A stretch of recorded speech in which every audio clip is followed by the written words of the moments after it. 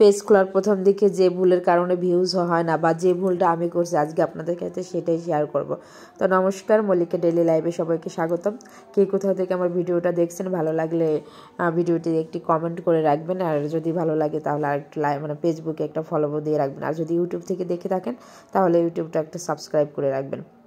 যাই হোক, যেটা আপনাদের সাথে বলতে চাইছিলাম যে আমি প্রথম থেকে পেজ খুলেই আনকাট যে ভিডিওগুলো আছে সেগুলোই হচ্ছে একটু জয়েন করেই আপলোড দিতাম, আর সেগুলো থেকে সাধারণত ফর ইউতে যায় না। আর ফর ইউতে যাওয়ার জন্য ভালো কোয়ালিটির ভিডিও লাগে বা ভালো সুন্দর করে এডিট করতে হয়, যেটা আমি কোনোটাই করতাম না।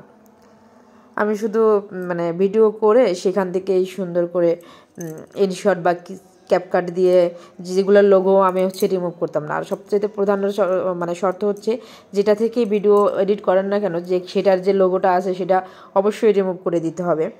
আর লোগো রিমুভ না করলে হচ্ছে সেখান থেকে ভিডিও থেকে ওটা কপিরাইট চলে আসে। তো আমি সেটা জানতাম না, আমি সেই লোগো সহ ভিডিও আপলোড করতাম, যার কারণে হচ্ছে আমার ভিডিও কখনোই ফর ইউতে যেত না বা ভিউজ হতো না।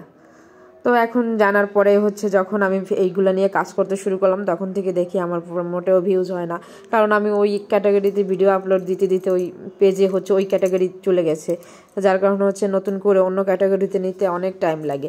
আর পেজ খোলার সময় অবশ্যই গুরুত্বপূর্ণভাবে আগে রাখতে হবে যে আমি কোন বিষয়ে কাজ করব, যে বিষয়ে কাজ করব সেই ক্যাটাগরিতে পেজটা খুলতে হবে। সেই ক্যাটাগরিতে পেজটা না খুলে যদি আপনি হচ্ছে এই যে আমার পেজের নাম হচ্ছে মল্লিকা ডেইলি লাইভস, আমি এখন এখানে ডেইলি লাইভস, হ্যাঁ আমার পেজটা হচ্ছে মল্লিকা ডেইলি লাইভস। আমি এখন সেখানে যদি ডেইলি লাইফ শেয়ার না করে আমি যদি শুধু কুকিং শেয়ার করি বা অন্য কিছু শেয়ার করি তাহলে হচ্ছে আমার পেজটা ফর ইউতে যাবে না। আমি এখানে ডেইলি লাইফ প্লাস হচ্ছে কুকিং সব ধরনের পার্সোনাল ব্লগ যেটাকে বলে, যদি সেখানে থাকে আমি সব ধরনের ব্লগ শেয়ার করতে পারবো।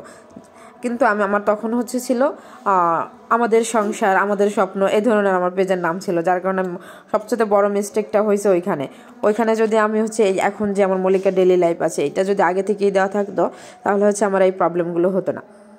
অবশ্যই পেজ খোলার আগে এই জিনিসটা মাথায় রাখতে হবে যে আমি যে বিষয় নিয়ে কাজ করব অবশ্যই সেই বিষয় নিয়ে আমার পেজটা খুলতে হবে।